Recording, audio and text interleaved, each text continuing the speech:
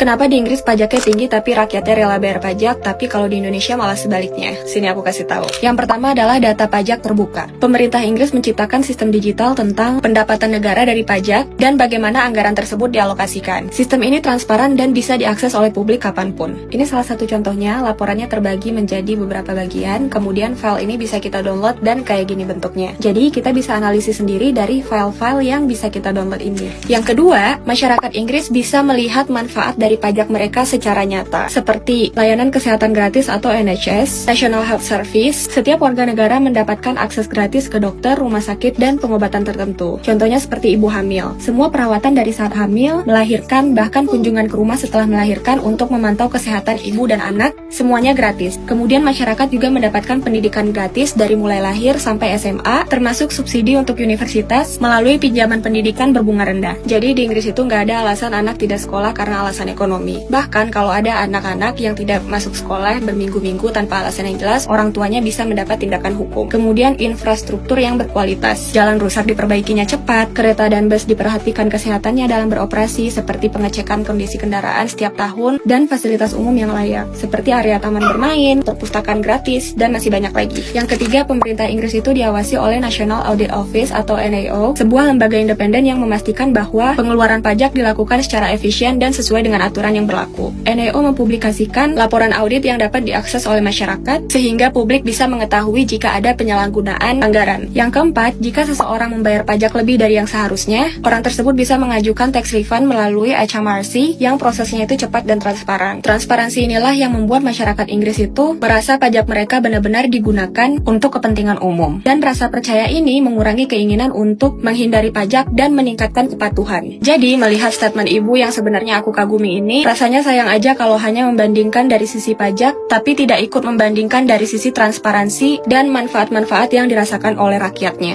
Menurut teman-teman gimana? Coba jawab di komen.